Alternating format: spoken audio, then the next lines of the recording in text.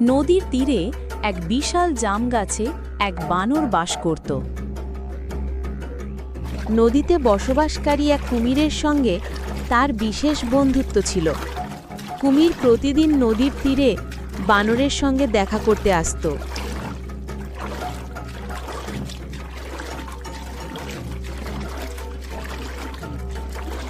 আর তখন বানর গাছ থেকে মিষ্টি মিষ্টি জাম পেড়ে নিয়ে আসতো। দুজনে মিলে খুব মজা করে সেই জাম খেত।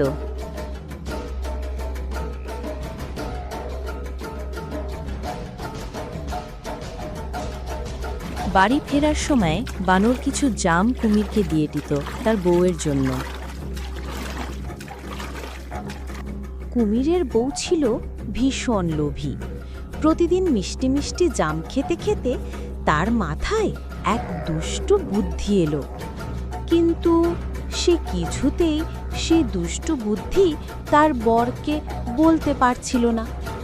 এমনি একদিন জাম খাওয়ার সময় কুমিরের বউ কুমিরকে বলল, কিছুদিন ধরে আমার মনে একটা কথা ঘুরপাক খাচ্ছে। কি কথা ঘুরপাক খাচ্ছে? আচ্ছা, রোজ এত সুন্দর মিষ্টি মিষ্টি জাম খেতে খেতে বানরের কলিজাটাও নিশ্চয়ই এই জামের মতন মিষ্টি হয়ে গেছে। আমার বানরের ওই মিষ্টি কলিজাটা খেতে খুব ইচ্ছে করছে। তুমি আমাকে বানরের এই কলিজাটা এনে দেবে? কি বলছো এসব? তোমার মাথা ঠিক আছে তো? ও আমার খুব ভালো বন্ধু। ছি ছি, আমি এ কাজ করতে পারবো না। আমি জানতাম তুমি না বলবে। আসলে তুমি আমাকে ভালোবাসো না। যদি ভালোবাসতে তাহলে আমার এই ছোট্ট ইচ্ছেটা ঠিক পূরণ করতে। না না, তুমি ভুল বুঝছো। আমি তোমাকে খুব ভালোবাসি, কিন্তু আমি কোনো কথা শুনতে চাই না। তুমি যদি সত্যি আমাকে ভালোবাসো তাহলে তোমাকে আমার কথা রাখতেই হবে।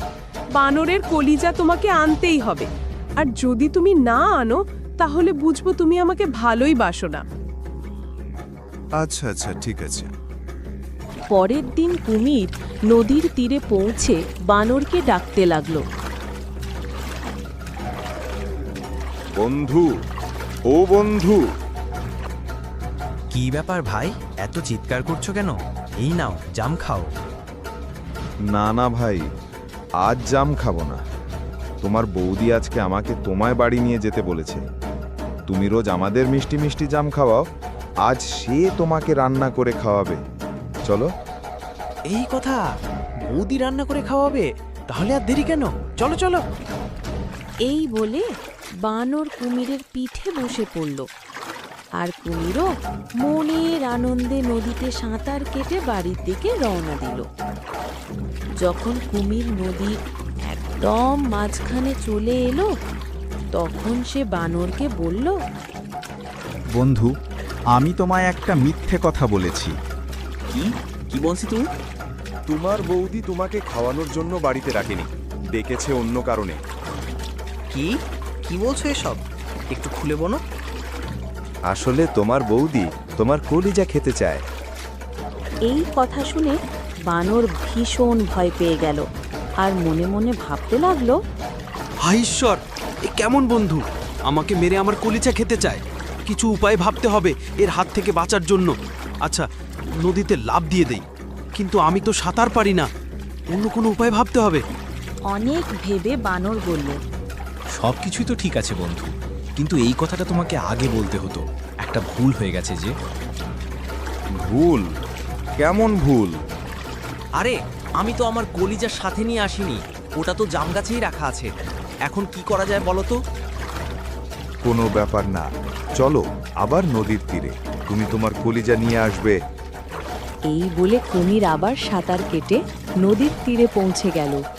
নদীর তীরে পৌঁছতেই বানর এক লাফে জাম গাছে উঠে পড়ল আর বলল, আরে বোকা, কলিজা কখনো গাছে রাখা থাকে নাকি? শরীরের মধ্যেই থাকে। আমি তোমাকে বন্ধু ভেবে বিশ্বাস করেছিলাম। আজ তুমি বন্ধুত্বের খুব ভালো উপহার দিয়েছ। তোমার মতো বন্ধুর আমার কোনো প্রয়োজন নেই। বন্ধুরা, আজকের গল্পটি তোমাদের কাছে কেমন লাগলো?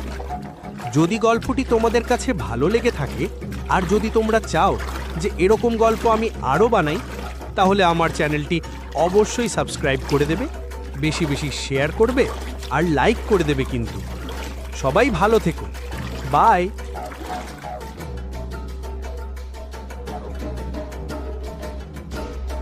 অনেক দিন আগে এক গভীর জঙ্গলে এক সিংহ তার নিজের গুহায় আরাম করে ঘুমাচ্ছিল।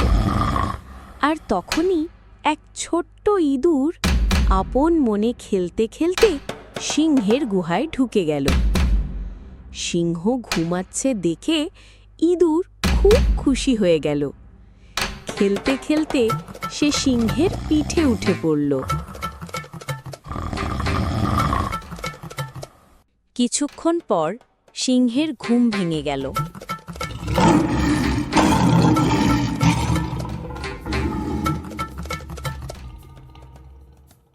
আরে, কে আমার পিঠের উপর?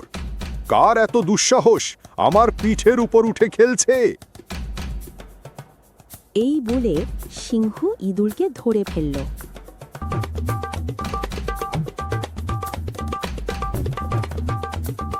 আরে তুই এইটুকু একটা পুঁচকে ইঁদুর হয়ে আমার পিঠে উঠে খেলছিস? তোর এত সাহস! মরার ভয় নেই তোর? আমি এই জঙ্গলের রাজা, আমি চাইলেই এই কাজের জন্য তোকে মেরে ফেলতে পারি। এই বলে সিংহ তার থাবায় চাপিয়ে ইঁদুরকে মারতে গেল। মহারাজ, মহারাজ, ক্ষমা করে দিন, দয়া করে আমাকে মারবেন না। আমার খুব ভুল হয়ে গেছে যে আমি আপনার পিঠে চড়ে খেলছিলাম। আপনি এই জঙ্গলের রাজা, আপনার দয়ার মন। মহারাজ, আমাকে ক্ষুদ্র তুচ্ছ জীব ভেবে ক্ষমা করে দিন, এবারের মতন ছেড়ে দিন। আচ্ছা আচ্ছা, ঠিক আছে, যা, ক্ষমা করলাম। তোর কথা আমার খুব ভালো লেগেছে, এইবারের মতন ক্ষমা করে দিলাম। ও মহারাজ, আপনি মহান। আপনার এই উপকার আমি কোনোদিনও ভুলব না। একদিন না একদিন আমিও আপনার কোনো কাজে সাহায্য করতে পারবো, দেখবেন। আরে তুই কত ছোট দেখেছিস, আর আমাকে দেখ, আমি কত বড়। না না মহারাজ, ছোট বলে অবহেলা করবেন না। কেউ বলতে পারে না কি কবে কিভাবে কার কাজে লাগতে পারে। আচ্ছা আচ্ছা, দেখা যাবে, আর জ্ঞান দিতে হবে না। যা, ভাগ এখান থেকে। ইঁদুর সেখান থেকে চলে গেল। কিছুদিন পর সিংহ শিকার সেরে নিজের গুহার দিকে ফিরছিল। এক গাছের নিচ দিয়ে যখন সিংহ যাচ্ছিল, হঠাৎই গাছ থেকে একটা বড় জাল তার উপর এসে পড়ল, আর সিংহ জালে আটকে গেল। আরে, আমি তো জালে আটকে গেলাম। এটা নিশ্চয়ই কোনো শিকারি ফেলা ফাঁদ। এখন আমি কি করব? কিভাবে বের হব এখান থেকে? জালটা তো ভীষণ ভারী আর শক্ত। কি করি? সিংহ জোরে জোরে হুঙ্কার দিতে লাগলো। সারা জঙ্গল সিংহের হুঙ্কারের আওয়াজে কাঁপতে লাগলো। হুঙ্কারের আওয়াজ ইঁদুরের কানে পৌঁছালো। সিংহের আওয়াজ মনে হচ্ছে। মহারাজ নিশ্চয়ই কোনো বিপদে পড়েছেন, আমার এক্ষুনি যাওয়া উচিত। এই বলে ইঁদুর দৌড়ে সিংহের কাছে পৌঁছলো। সেখানে গিয়ে দেখলো সিংহ একটা বড় জালে আটকে গেছে। অনেক চেষ্টা করছে জাল কেটে বেরিয়ে আসার, কিন্তু পারছে না। তখন ইঁদুর সিংহকে বলল, মহারাজ, নড়াচড়া করবেন না, চুপচাপ বসে থাকুন, আমি কিছু করছি। এই বলে ইঁদুর তার দাঁত দিয়ে জাল কাটা শুরু করে দিল, আর কিছুক্ষণের মধ্যেই জাল কেটে সেখান থেকে সিংহকে বের করে আনলো। উফ, আজ তুই আমাকে প্রাণে বাঁচালি। সেদিন যদি তোকে প্রাণে মেরে ফেলতাম, তাহলে আজ আমাকে শিকারীর কবলে থাকতে হতো। ছোট হয়েও আজ তুই অনেক বড় কাজ করেছিস। এইভাবে সিংহ আর ইঁদুর দুজনে খুব ভালো বন্ধু হয়ে গেল। বন্ধুরা, আজকের গল্পটি তোমাদের কাছে কেমন লাগলো? যদি গল্পটি তোমাদের কাছে ভালো লেগে থাকে, আর যদি তোমরা চাও যে এরকম গল্প আমি আরও বানাই, তাহলে আমার চ্যানেলটি অবশ্যই সাবস্ক্রাইব করে দেবে, বেশি বেশি শেয়ার করবে আর লাইক করে দেবে কিন্তু। সবাই ভালো থেকো, বাই। জাদুকরি বনের মধ্যে ম্যাক্স নামের দুষ্ট বানরটি গাছের ডালে ঝুলছিল। হঠাৎ সে দেখতে পেল একটি চকচকে সোনালী মৌচাক। মৌচাক থেকে সূর্যের আলোর মতো মধু চুইয়ে পড়ছিল। ম্যাক্সের চোখে তখন দুষ্ট বুদ্ধি খেলা করছে। ওহো, পৃথিবীর সবচেয়ে মিষ্টি গুপ্তধন আমার জন্য অপেক্ষা করছে।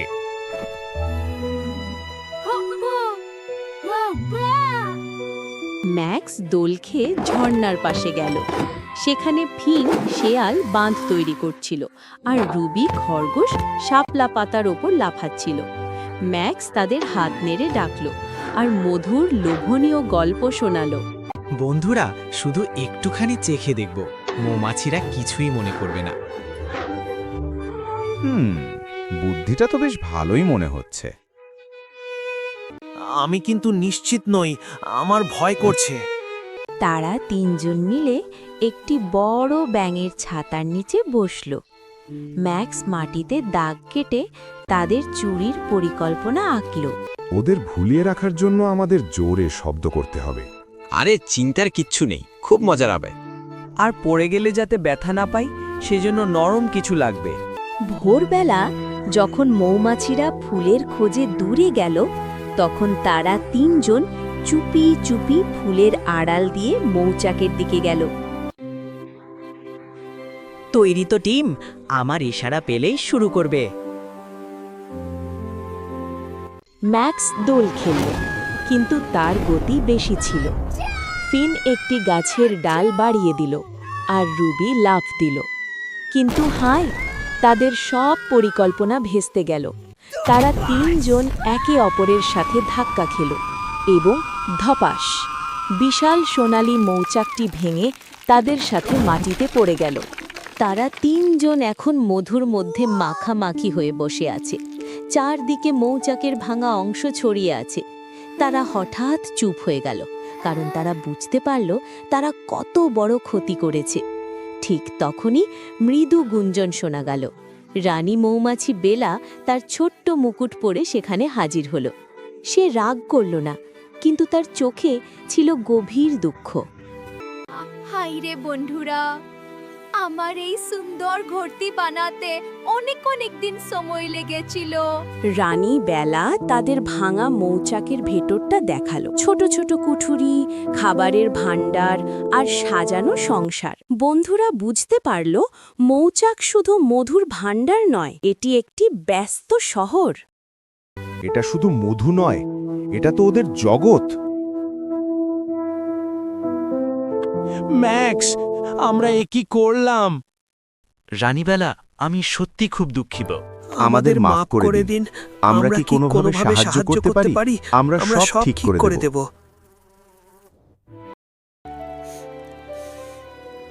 তোমাদের হাতের কাজেই এই ক্ষতি পূরণ হতে পারে। আমার মাথায় এখন দারুণ সব বুদ্ধি আসছে। রানী বেলার নির্দেশে সবাই কাজে লেগে পড়ল। আর দেরি নয়, জলদি কাজ শেষ করতে হবে। অবশেষে তাদের কঠোর পরিশ্রমে নতুন মৌচাক তৈরি হলো।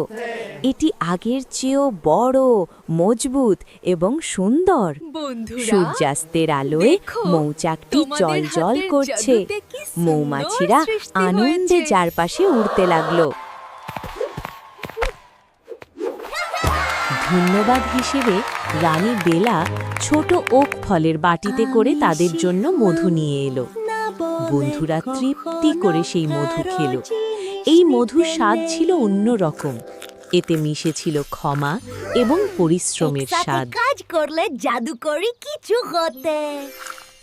গল্পের শেষে তারা দেখল বনের পরিবেশ আগের চেয়েও উজ্জ্বল ও সুন্দর হয়ে উঠেছে।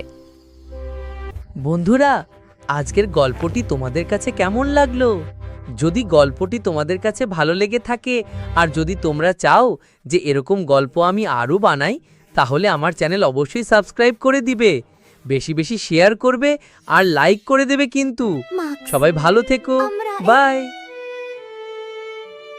কি আমরা করলাম? ওদের ভুলিয়ে রাখার জন্য আমাদের জোরে শব্দ করতে হবে।